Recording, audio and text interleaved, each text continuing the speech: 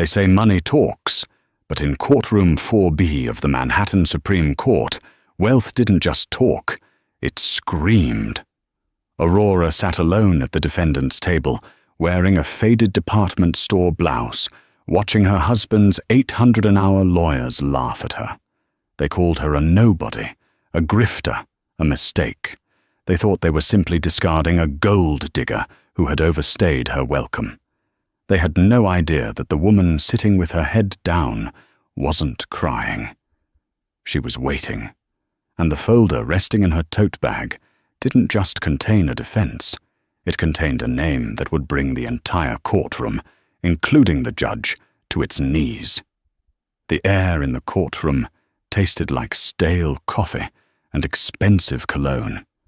It was the specific scent of misery funded by a blank check. Aurora Vance sat with her hands clasped tightly in her lap, her knuckles white. She stared fixedly at the grain of the oak table, refusing to look up. If she looked up, she would have to see him. Liam Montgomery, the man who had promised to love her until the stars burned out, was currently checking his Rolex Submariner and whispering something amusing to his lead counsel. He looked impeccable, of course, a navy bespoke suit from Savile Row, hair perfectly coiffed, the very picture of the grieving, deceived husband. "Mrs. Vance," Judge Arthur Harrington boomed, his voice dripping with the kind of fatigue that comes from hearing too many cases before lunch. "I asked you a question. Do you have legal representation present, or are we continuing with this farce?" Aurora cleared her throat. It felt like swallowing glass. "I am representing myself, Your Honor." A ripple of snickering moved through the gallery. Sitting in the front row, looking like a vulture draped in Chanel, was Beatrice Montgomery, Liam's mother. She didn't bother to hide her smile. She leaned over to her friend, a socialite named Mrs. Sterling, and whispered loud enough for Aurora to hear. Pathetic.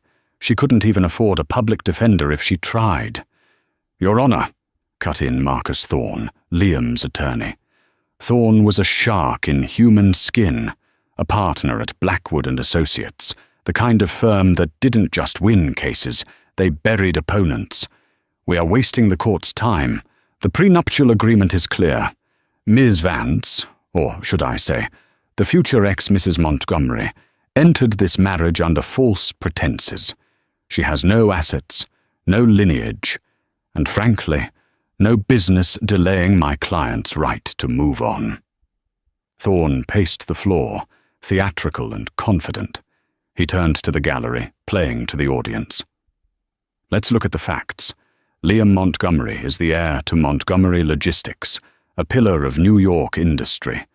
Aurora Vance was a barista, a struggling artist living in a walk-up in Bushwick when Liam rescued her." Thorne made air quotes around the word rescued. She claimed to love him. Yet, now that the marriage has dissolved due to her inadequacies, she demands alimony? She demands custody? Thorne slammed a hand on the table, making Aurora jump. "She is a parasite, Your Honor, and we are asking for the marriage to be annulled. We want her removed from the family residence immediately. No alimony, no settlement, and full sole custody of their daughter, Sophie, granted to Mr. Montgomery." Aurora's head snapped up. "No!" Her voice cracked, raw and desperate. "You can take the house, you can take the money, but you cannot take Sophie. Liam doesn't even know her bedtime." "Objection," Thorne sneered. "Relevance?" "Sustained," Judge Harrington grunted, not even looking at Aurora. He was looking at the clock. "Mrs. Vance, control your outbursts. Mr. Thorne makes a compelling argument.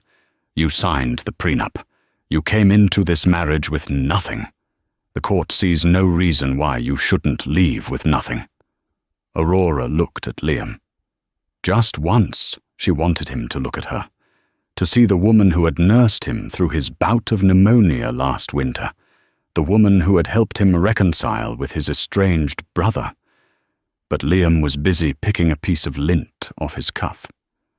"Liam," she whispered, her voice trembling. "Please." Beatrice Montgomery stood up in the gallery, unable to help herself. "Oh, stop the theatrics, you little stray. You had your fun. You played dress-up in my house, wore my jewelry, and embarrassed us at the gala. It's over. Go back to the gutter where my son found you." The court officer moved to quiet her, but Judge Harrington waved him off. The Montgomerys were donors to the judge's re-election campaign. Everyone knew it. This wasn't a trial. It was a slaughter. "I will make my ruling on the assets and custody momentarily," the judge said, shuffling his papers. "I see no need to drag this out." Aurora felt a cold panic rising in her chest. It was happening. They were going to erase her. They were going to take Sophie, raise her in that cold, loveless mansion, and turn her into another carbon copy of Beatrice. Aurora closed her eyes and took a deep breath. She reached into her battered leather tote bag. Her fingers brushed against a thick, cream-colored envelope, sealed with red wax. She had promised herself she would never use this. She had wanted to be Aurora Vance, the artist. She had wanted to be loved for her, not for the weight of her last name. She had run away from her life in London, from the suffocating pressure of her family's legacy, to find something real. And she had found Liam. She thought he was real, but the man sitting across from her wasn't a man. He was a bank account with a heartbeat. "Your Honor," Aurora said. Her voice was different now. The tremble was gone. It was replaced by a steeliness that froze the air in the room. The judge paused, a pen hovering over the order. "What is it now?" "Before you signed that order, granting custody to a man who spends 6 months of the year in St. Bart's with his mistresses," Aurora said clearly, standing up, "I have one piece of evidence to submit." "Evidence?" Thorne laughed, a dry, barking sound. "Discovery closed weeks ago. You can't just throw receipts from McDonald's at the judge, darling." "It's not a receipt," Aurora said. She walked out from behind the defendant's table. She didn't walk like a defeated barista anymore. She walked with the unconscious, predatory grace of someone who learned to walk in the hallways of palaces. She approached the bench. "This," she said, placing the envelope on the judge's dais, "is a document pertaining to the ownership of the marital assets, and the ownership of this courthouse." The judge frowned. "This courthouse? Mrs. Vance, are you insane?" "Read it," Aurora commanded. It wasn't a request. It was an order. Judge Harrington, taken aback by the sudden shift in her tone, picked up the envelope. He broke the wax seal. He pulled out a single sheet of heavy vellum paper. He adjusted his glasses. He read the header. His face went pale. The blood drained out of it so fast he looked like he might faint. He looked up at Aurora, his eyes wide, his mouth agape. "Mr. Thorne," the judge squeaked. His voice was an octave higher. "Sit down." "Excuse me." Thorne blinked. "Your Honor, I was just—" "Sit down!" Judge Harrington roared, slamming his gavel with a violence that made Beatrice jump in her seat. The room fell deathly silent. "Mrs. Vance," the judge said, his hands shaking slightly as he held the paper. "My apologies. I did not realize. I believe we need a recess. Immediately." "No recess," Aurora said coolly. She turned around to face the stunned courtroom. She looked directly at Beatrice, then at Liam. "We're going to finish this today. But first, I think my husband needs to know who he actually married." To understand the silence that fell over the courtroom, you have to understand the lie. For 3 years, Liam Montgomery believed he had married a charity case. They had met in a coffee shop in Brooklyn. It was raining. Liam had ducked in, his suit soaked, looking for a cab. Aurora was behind the counter, wearing an apron stained with espresso. She had given him a towel and a free latte because he looked like he was having a bad day. He was charmed. It was a novelty for him.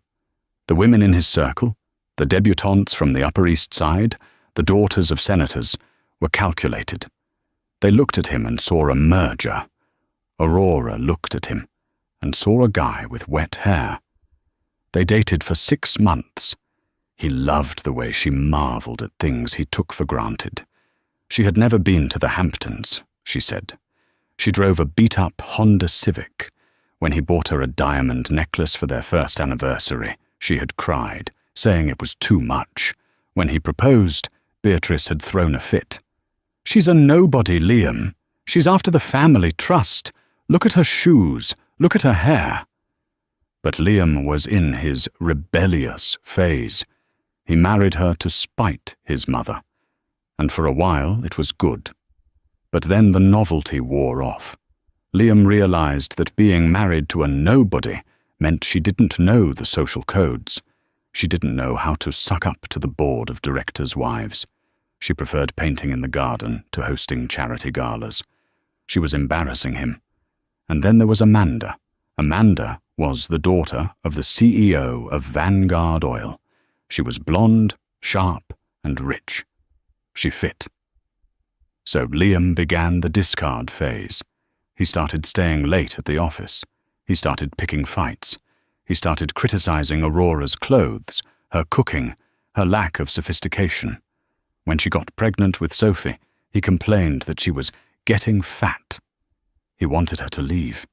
He wanted to break her spirit so she would sign the divorce papers and disappear. And he had succeeded, or so he thought. Back in the courtroom, Liam was staring at the judge, confused. Why was Harrington sweating? Harrington was in their pocket. They played golf at the Winged Foot Golf Club every Sunday. "Your Honor," Liam spoke up, his voice smooth and irritated. "I don't know what kind of forgery she handed you, but—" "Be quiet, Mr. Montgomery," Judge Harrington snapped. Beatrice stood up, her pearls rattling. "How dare you speak to my son like that? Do you know who we are? We are the Montgomerys." Aurora laughed. It was a soft sound, but in the quiet room it sounded like a gunshot. She turned to Beatrice. "The Montgomerys?" "Yes. Logistics. Shipping. Net worth approximately 400 million, depending on how the market closes today. A respectable sum. For a small business." "Small business?" Beatrice screeched. Her face turned purple. "You insolent little waitress. We own half of Greenwich." "You own mortgages," Aurora corrected her. "You have leverage. You have debt. And you have a very inflated sense of your standing in the global food chain." Aurora walked back to her table, but she didn't sit. She leaned against it, crossing her arms.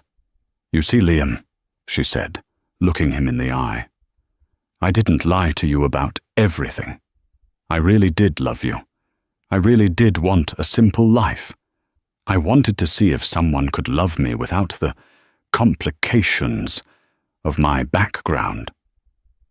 "Your background?" Liam scoffed, though a seed of doubt was starting to sprout in his gut.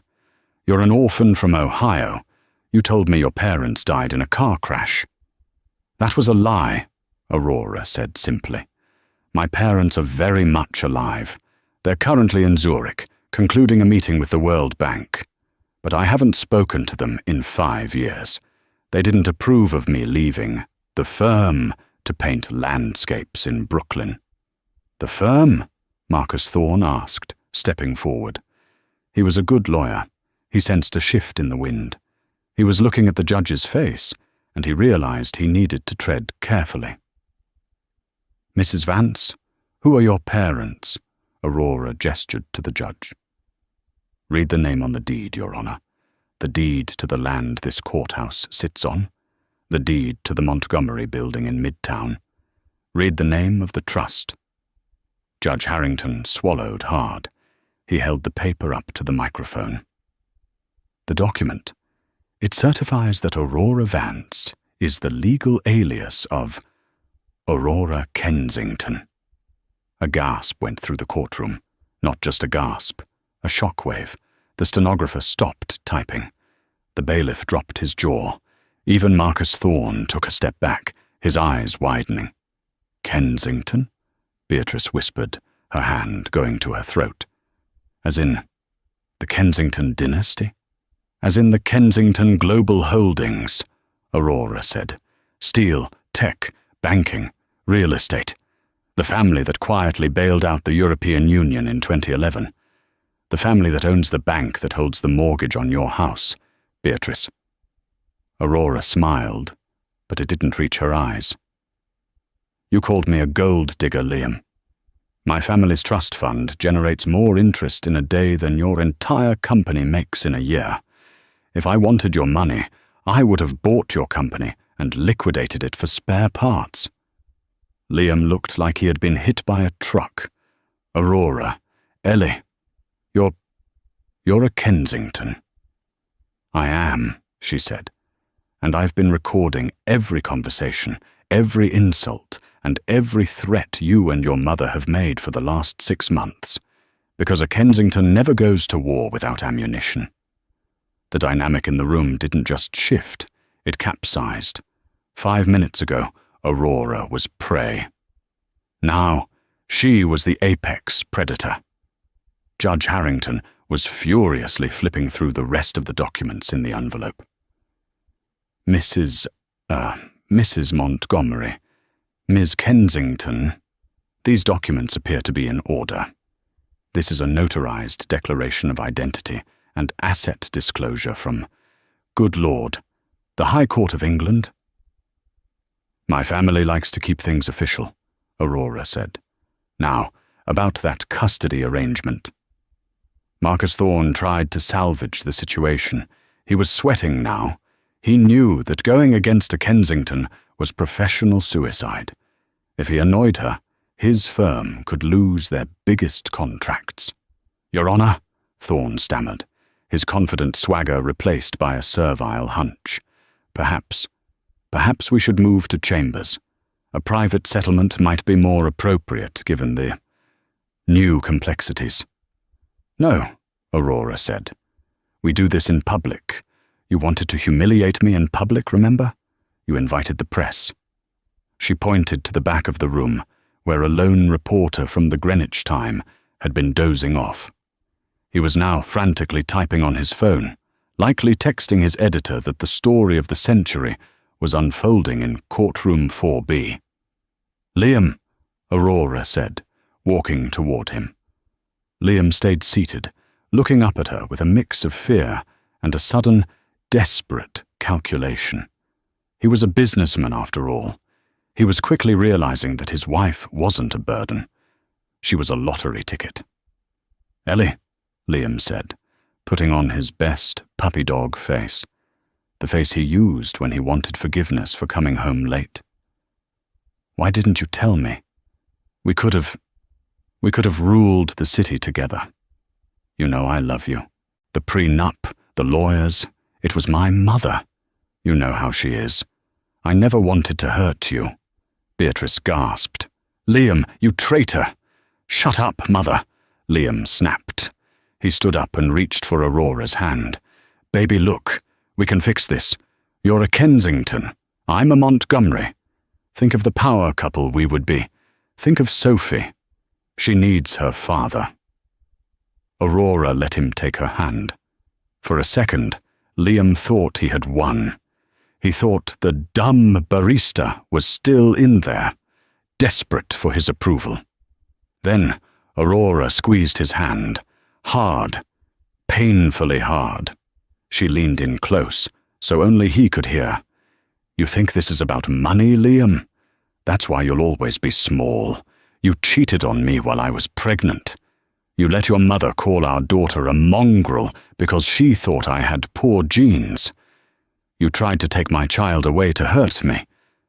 She dropped his hand as if it were covered in slime. I don't want to be a power couple. I want to watch you burn." She turned to the judge. "Your Honor, I am countersuing for full custody. Child support calculated based on his income. Not mine. I don't need it. But he needs to pay it. And I am filing a motion to audit Montgomery Logistics for financial irregularities." "Irregularities?" Liam's face went grey. "What irregularities?" "The ones I found while I was doing your bookkeeping last year," Aurora said breezily. "You know, when you were too busy working late with Amanda." "You really shouldn't leave your passwords on a sticky note, Liam. I sent the files to the SEC this morning. They should be arriving at your office right about now." As if on cue, the double doors of the courtroom burst open. It wasn't the SEC, not yet. It was a man in a charcoal suit, followed by 3 associates carrying briefcases. He had silver hair and the kind of presence that made the air conditioner seem too loud. It was Alistair Cromwell, the most feared litigator in New York, a man who cost $5,000 an hour and didn't get out of bed for anything less than a Fortune 500 merger. "Mr. Cromwell?" Judge Harrington asked, his voice trembling. "What are you doing here?" Cromwell didn't look at the judge. He walked straight to Aurora and bowed his head slightly, a gesture of immense respect.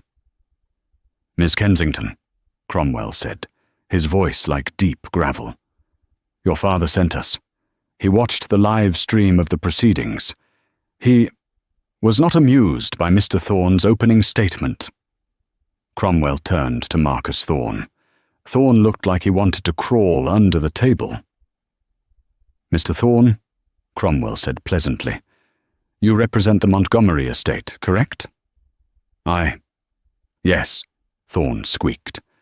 "My firm has just purchased the debt on your law firm's building," Cromwell said.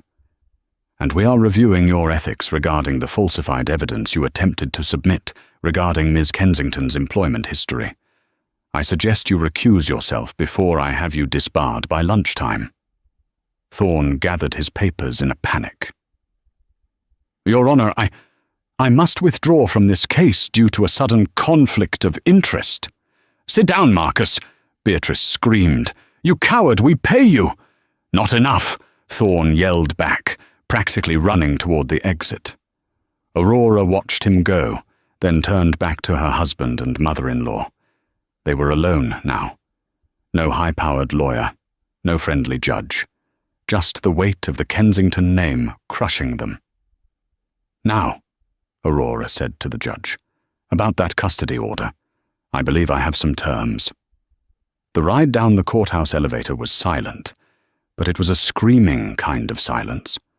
Aurora stood at the front, flanked by Alistair Cromwell and 2 large security guards who had seemingly materialized out of thin air. Liam and Beatrice stood in the back corner, pressed against the brass railing. Beatrice was clutching her Chanel bag like a life preserver. Liam looked like he was about to vomit. When the doors opened to the lobby, chaos erupted. The press had arrived. "Mrs. Montgomery, is it true you're a Kensington?" "Liam, is Montgomery Logistics under investigation?" "Beatrice, what do you have to say about the allegations of fraud?" Camera flashes blinded them. Usually, Beatrice loved the press. She would pose, smile, and offer a witty soundbite. Today, she shielded her face with a scarf. "Get us out of here," she hissed at Liam. "Call the driver." "I'm trying," Liam yelled, stabbing at his phone. "He's not answering." "He won't," Aurora said calmly, pausing at the glass doors. She didn't look back at them. "I fired him. Technically, he was on the company payroll, and since the company accounts have been frozen by the DOJ as of 10 minutes ago, nobody is getting paid." You froze the accounts?" Liam gasped, running after her. "Ellie, you can't do that. Payroll is tomorrow. The suppliers." Aurora put on a pair of dark sunglasses. "Not my problem, Liam. You're the CEO. Figure it out." She stepped into a waiting black limousine, a Rolls-Royce Phantom, far nicer than anything Liam had ever owned. Cromwell held the door for her. As the car pulled away, Liam watched his wife, the woman he had treated like a servant, disappear into luxury. He turned to his mother. "What do we do?" "We go to the office," Beatrice snapped, regaining her composure. "This is just a scare tactic. Her father is powerful, yes, but we have contracts. We have allies. We need to organize the files." They hailed a yellow taxi, an indignity Beatrice complained about for the entire 40-minute ride to Midtown. When they arrived at the Montgomery Logistics Tower, the lobby wasn't bustling with efficient employees. It was filled with men in windbreakers with FBI and SEC printed on the back. "Excuse me," Beatrice shouted, marching up to a federal agent who was carrying a box of hard drives. "That is private property. Put that down." The agent turned. He looked tired. "Ma'am, step back. I am Beatrice Montgomery. I own this building." "Not anymore," a voice said from the mezzanine. Liam looked up. Standing on the balcony, looking down at the chaos of the lobby, was his VP of operations, Gary. But Gary wasn't alone. He was standing next to a woman in a sharp grey suit. It was Aurora's personal assistant from her new life. "Gary," Liam called out. "What is going on? Tell these people to leave." "I can't, Liam," Gary said, looking apologetic.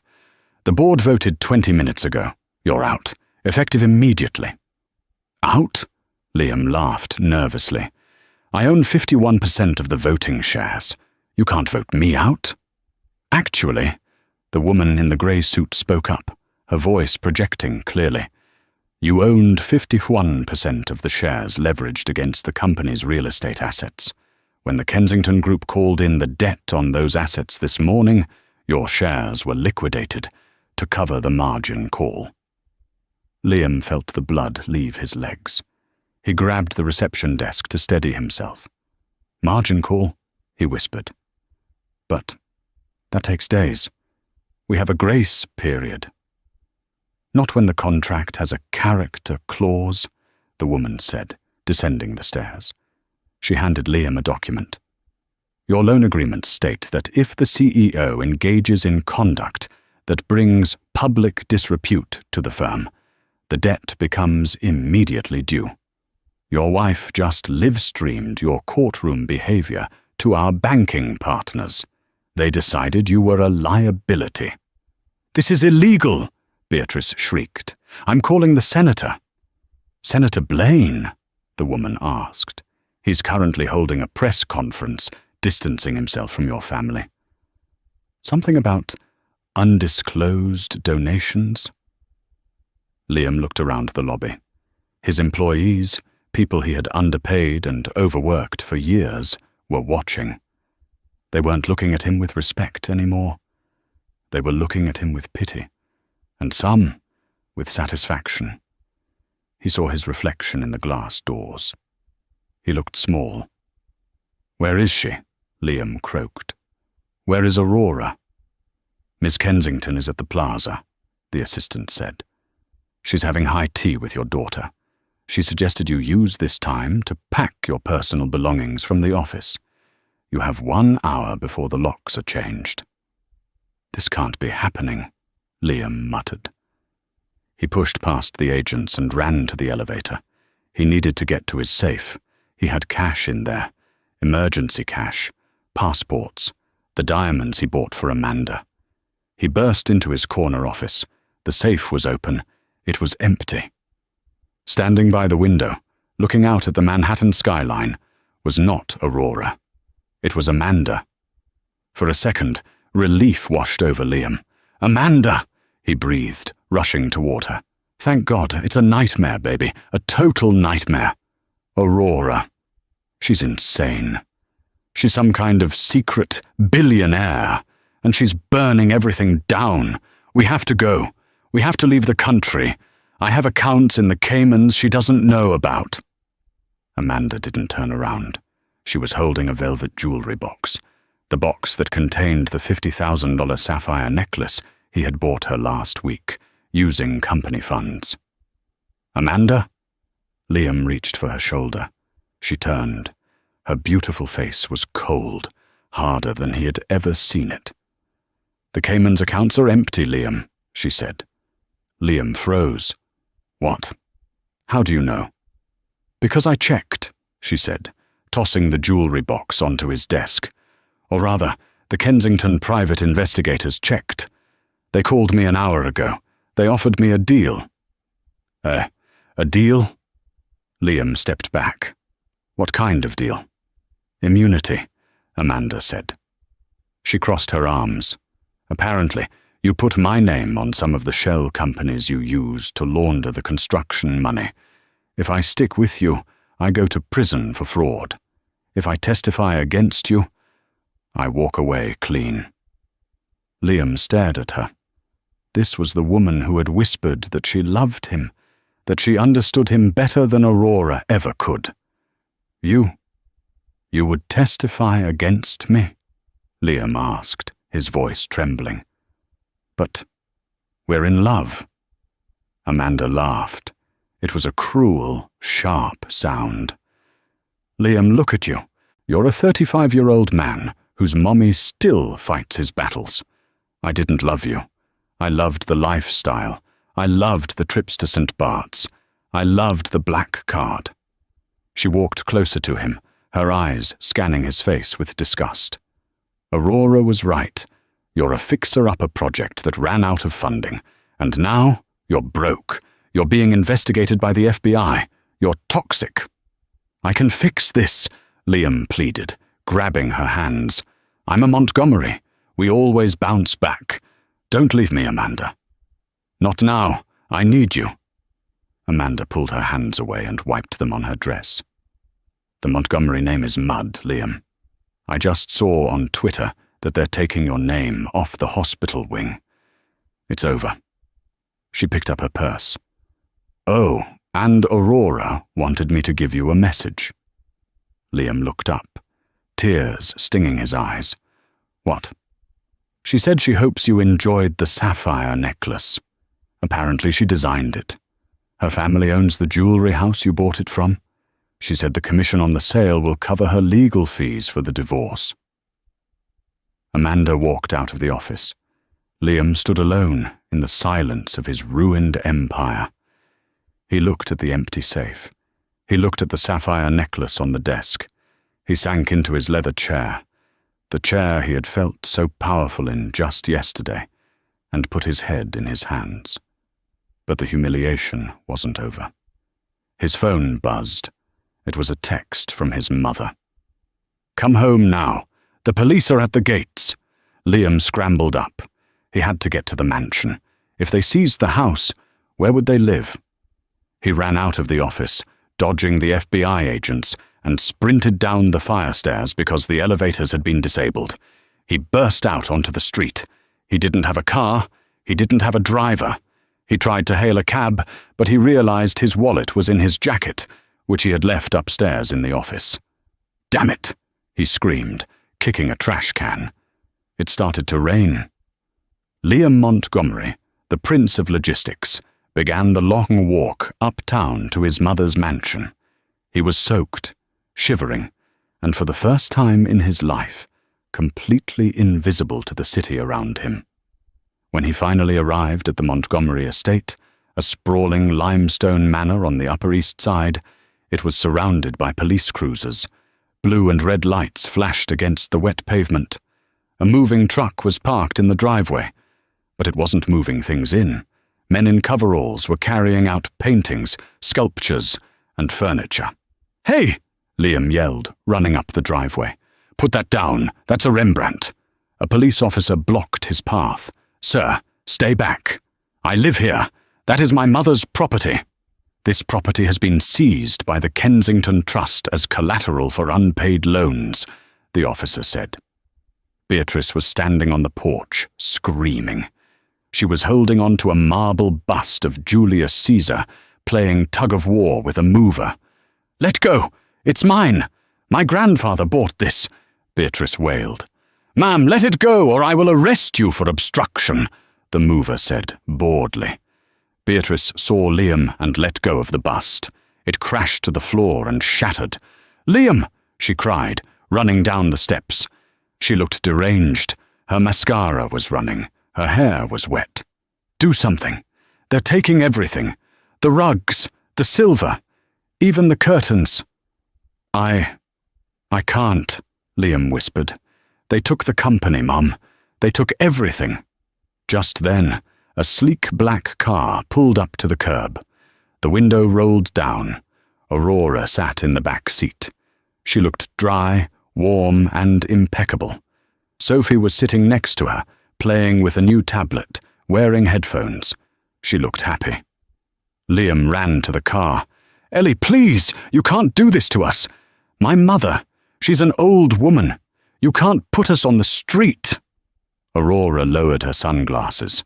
She looked at Beatrice, who was shivering in the rain, stripped of her dignity. Then she looked at Liam. "I'm not putting you on the street, Liam," Aurora said softly. "I'm generous. I bought you a place." "You did?" Hope flared in Liam's chest. "Oh, thank God. Ellie, I knew you still cared. Where is it? A condo? A townhouse?" Aurora reached out and handed him a set of keys. There was a small tag attached to them. Liam looked at the address. 402B, 18th Street, Bushwick. "That's—" Liam stared at the keys. "That's your old apartment, the walk-up." "I paid the rent for 3 months, Aurora said. "It's a studio. 4th floor, no elevator. The heating is a bit tricky, but I'm sure you'll figure it out. You're a fixer, right?" "Ellie, you can't be serious," Liam said, horrified. "3 of us? In a studio? 3? Aurora raised an eyebrow.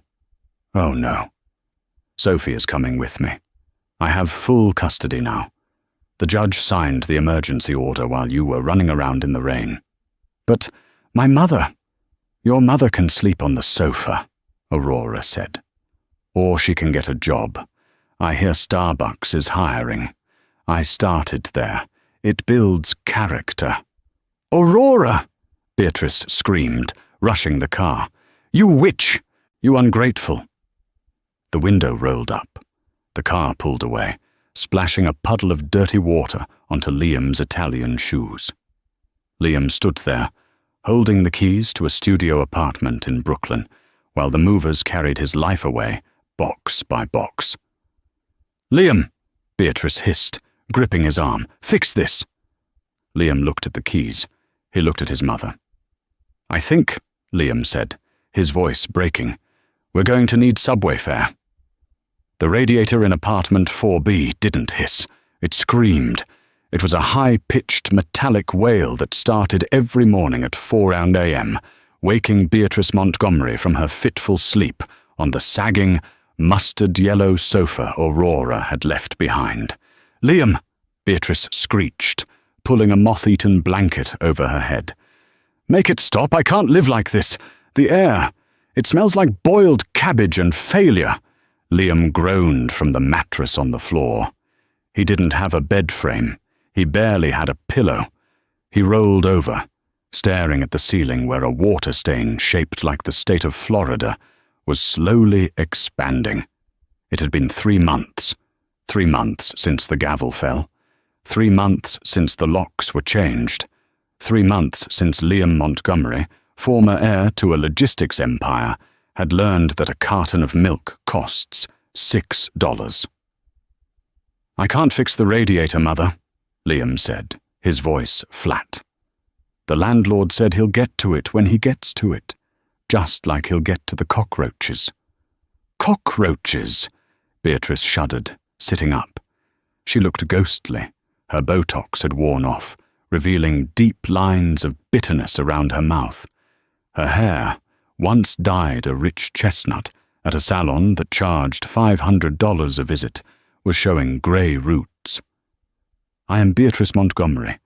I should not be cohabitating with vermin." "You're not Beatrice Montgomery anymore," Liam muttered, getting up and trudging to the tiny kitchenette. "You're Beatrice Vance. You had to change your name on the application so the landlord wouldn't know who we were. Remember? We're uninsurable." He opened the fridge. It was empty, except for a jar of pickles and a half-eaten sandwich.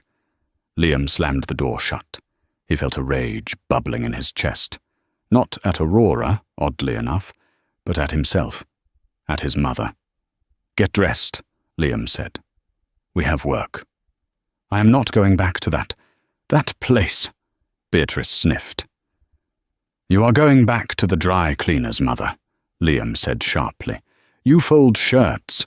It's the only job you could get. And if you don't go, we don't eat. I have a shift at the catering company."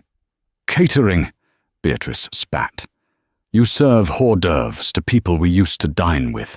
It's humiliating." "It's survival," Liam said. He pulled on his white dress shirt. It was frayed at the collar.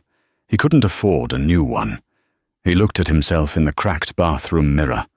The arrogance was gone from his eyes. He looked tired. He looked hungry. He looked like a nobody. The catering gig was the only thing Liam could find. No respectable company would hire him. His name was radioactive. Montgomery Logistics had been dissolved, its assets stripped, and its former CEO was currently under investigation for tax fraud. While he wasn't in jail, yet, he was blacklisted from every boardroom in New York, so he worked for elite event staffing, $15 an hour plus tips. Tonight was a big gig. The supervisor, a burly man named Tony, who enjoyed yelling at Liam, had briefed them in the van. "Listen up, maggots," Tony barked. "Tonight is the Art for Tomorrow Gala. High profile. Billionaires, politicians, celebs. You keep your mouths shut, your trays full, and your eyes down.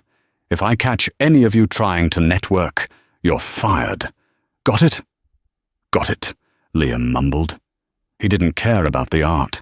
He just wanted the leftover shrimp cocktail at the end of the night. The van pulled up to the service entrance of the venue.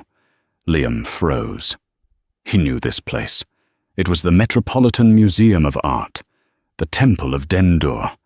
He and Aurora had come here on their second date. He had bored her with facts about Egyptian architecture he'd memorized from Wikipedia to sound smart. She had just smiled and sketched the statues in her notebook. He felt a sick knot in his stomach. "Move it, Montgomery," Tony yelled. "Grab the champagne crate." Liam hauled the heavy crate inside, sweating in his cheap polyester vest. He set up the bar, his hands shaking. The guests started arriving at 7:30 p.m. The air filled with the scent of expensive perfume and the sound of polite, rich laughter. It was the sound of his old life. Liam stayed in the shadows, circling the room with a tray of truffle arancini. He kept his head down, terrified someone would recognize him. "Oh, this is exquisite," a woman said, taking a ball from his tray. Liam looked up instinctively. It was Mrs. Sterling, his mother's old best friend, the woman who had laughed at Aurora in the courtroom. Liam panicked. He tried to turn away, but Mrs. Sterling squinted at him. "Wait," she said, frowning. "You look familiar. Are you—" "No," Liam said quickly, dropping his voice. "I'm just the help, Ma'am." "Heavens!" Mrs. Sterling laughed, turning back to her friends. "For a second, I thought that was Liam Montgomery. Can you imagine? Serving food? Beatrice would die of shame." "She's already dead to us," another woman cackled. "Did you hear she's working at a laundromat in Queens? Karma is a bitch, darling." Liam gritted his teeth and walked away, his face burning. He retreated to the kitchen to hide. "Montgomery!" Tony shouted. "We need champagne on the VIP dais, now. The hostess is about to make a speech." "I can't go up there," Liam pleaded. "Please, Tony, send someone else." "You go or you leave without pay," Tony growled. Liam swallowed hard. He grabbed a fresh tray of crystal flutes. He took a deep breath. Just do it. Drop the drinks. Get out. He walked out of the kitchen and made his way through the crowd toward the raised platform at the front of the room. The lights dimmed. A spotlight hit the podium. "Ladies and gentlemen," a voice announced over the speakers, "please welcome the patron of tonight's gala and the new chairwoman of the Kensington Foundation, Ms. Aurora Kensington." Liam stopped. The tray shook in his hands. The champagne rippled in the glasses. Aurora stepped into the spotlight. She was breathtaking.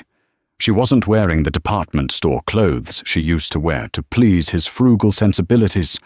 She was wearing a gown of midnight blue velvet that hugged her figure, draped with diamonds that caught the light like captured stars. Her hair was swept up, exposing her neck. She looked regal, powerful, untouchable. The crowd erupted in applause. Liam stared at her. He remembered how he used to criticize her. "Change your dress, Ellie. You look messy. Stop painting, Ellie. It's a waste of time." He had tried to dim her light so he could shine brighter. Now he was a shadow, and she was the sun. Aurora approached the microphone. She scanned the crowd, smiling. "Thank you," she said. Her voice was confident, warm.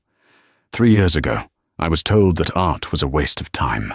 I was told that kindness was a weakness. I stand here tonight to prove that living your truth is the most powerful asset you can own." The crowd cheered again. Liam felt a magnetic pull. He found himself walking closer, drawn to the dais like a moth to a flame. He needed her to see him. He needed her to know he was sorry. Maybe, just maybe, if she saw him in this humiliating uniform, she would take pity on him. She used to be so soft-hearted. He reached the steps of the dais. He started to ascend. "Sir," a security guard stepped in his path. "Service entrance is that way." I have to deliver these," Liam stammered. "Let him through," a voice said. Liam looked up. Aurora was looking down at him from the podium. She wasn't smiling. Her expression was unreadable. The guard stepped aside. Liam walked up the steps. His heart was pounding so hard he thought it would burst. He reached the top. He was 3 feet away from her. The room went silent. People noticed the waiter staring at the billionaire. "Ellie," Liam whispered. His voice cracked. "Ellie, look at me." Aurora looked at him. She looked at his cheap vest, his tired eyes, the tray of champagne in his trembling hands. "Hello, Liam," she said softly. "I'm sorry," Liam blurted out. Tears welled in his eyes. "I'm so sorry. I lost everything. Mum we're living in a hellhole. I miss you, not the money. I miss you." It was a half lie, but in that moment, Liam believed it. "I can change," he begged. "Give me another chance. Please, I'll do anything." The crowd watched, breathless. Was this a romantic reunion? A scandal? Aurora looked at him for a long moment. A flicker of sadness crossed her face. Not for herself, but for the man he could have been. Then, a man stepped up beside Aurora. He was tall, with kind eyes, and a rugged handsomeness that made Liam look like a boy. He placed a protective hand on the small of Aurora's back. "Is everything all right, Elle?" the man asked. Aurora smiled at the man, a genuine, radiant smile that Liam realized he had never earned. "Everything is fine, Gabriel," she said. She turned back to Liam. She reached out and took a glass of champagne from his tray. "Thank you for the drink," she said politely. "You can go now." She didn't yell. She didn't scream. She didn't lecture him. She dismissed him, like a waiter. Liam stood there, frozen. The realization hit him with the force of a physical blow. She didn't hate him. She didn't love him. To her, he was just nobody. "Sir," the security guard said, gripping Liam's arm. "You're disturbing the guest of honor. Let's go." Liam let himself be dragged away. As he was pulled back into the shadows, he looked back one last time. Aurora wasn't looking at him. She was laughing at something Gabriel whispered in her ear, clinking glasses with the heavyweights of the art world. She had already forgotten him. Liam was shoved out the back door into the cold alleyway. The door slammed shut, muffling the music and the laughter. He sat down on a milk crate next to the dumpsters. He loosened his bow tie. It started to rain again. He took out his phone. He had one text message. It was from his mother. "Did you bring any shrimp? I'm starving." Liam looked at the phone. He looked at the rain. And for the first time in his life, Liam Montgomery finally understood exactly what he was worth. 2 years later. The morning sun hit the cobblestones of a quiet street in London. Inside a sunlit studio, Aurora sat in front of a canvas, her hands stained with cerulean blue. She wasn't Aurora Montgomery anymore. She wasn't even using the name Kensington. She was just Aurora. "Mummy!" Sophie, now 5 years old and missing her 2 front teeth, ran into the room. She was followed by Gabriel, who was carrying a tray of tea and scones. "Careful, Soph," Gabriel laughed, catching her before she knocked over an easel. "You're going to turn the dog blue." Aurora wiped her hands on a rag and picked up her daughter. "Did you finish your piano lesson?" "Yes." And Gabriel said, "If I finished, we could go to the park." Sophie beamed. "He did he?" Aurora smiled at Gabriel. They weren't married. Aurora had learned that she didn't need a contract to prove love. But they were partners in every sense of the word. He was an architect who built hospitals. He didn't care about her trust fund, only her happiness. "There's a letter for you," Gabriel said, handing her an envelope with an American stamp. "It's from New York. No return address." Aurora put Sophie down. She knew that handwriting. It was jagged, rushed. She opened it. Inside was a single check for $150 and a note. "It's not much, but it's the first repayment. I'm a shift manager at a warehouse in Jersey now. It's hard work. My back hurts. But I sleep better than I did in the mansion. Tell Sophie. Tell her I'm trying. L." Aurora looked at the check. It wouldn't even cover the cost of the paint she used in a day. But it was the first honest money Liam Montgomery had ever earned. She didn't tear it up. She didn't frame it. She simply placed it in a drawer. "Bad news?" Gabriel asked, watching her face. "No," Aurora said, looking out the window at the life she had built, a life of color, noise, and genuine love. Just a reminder from an old life. "What do you want to do with it?" Aurora grabbed her coat and took Gabriel's hand. "I want to go to the park," she said. Meanwhile, in Queens, Beatrice Montgomery sat on a plastic chair in the waiting room of a free clinic. She was clutching her side. The radiator in her apartment had finally broken for good, and the cold had settled into her bones. She picked up a discarded magazine from the table. Forbes. She flipped the page and froze. There, in a full-page spread, was a photo of the new Kensington wing at the Children's Hospital. And there was Aurora, cutting the ribbon, looking radiant. Beatrice's hand shook. She wanted to rip the page out. She wanted to scream that it wasn't fair, that she was a Montgomery, that she deserved that ribbon, that camera, that life. But then a nurse called out. "Beatrice Vance?" Beatrice looked up. Nobody in the room looked at her. Nobody knew who she was. The rage that used to fuel her had burned out, leaving nothing but ash. "Coming," she whispered. She dropped the magazine into the trash can. It landed face up. Aurora's smiling face looked up at her from the garbage, untouchable. Beatrice walked into the doctor's office and closed the door. The magazine lay there, a glossy testament to the one truth the Montgomerys learned too late. You can inherit money. You can marry status. But class is something you cannot buy. And that is the story of Aurora and the Montgomerys. In the end, Aurora didn't need to destroy them with lawyers or lawsuits. She simply let their own arrogance be their downfall. Liam and Beatrice lost everything, not because they were poor, but because they were poor in spirit. Aurora proved that the most powerful revenge isn't hate, it's success, happiness, and the strength to walk away. Wow, what a ride. Now I have to ask you, do you think Aurora let Liam off too easy? Should she have crushed him completely, or was letting him live a normal, hard-working life the better punishment? I want to hear your thoughts.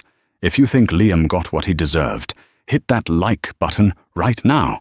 Let's see if we can get this video to 5,000 likes for Aurora's victory. And if you love stories about karma, justice, and secrets revealed, make sure you subscribe and ring that notification bell. I have a story coming up next week about a CEO who fires his janitor, only to realize the janitor owns the company.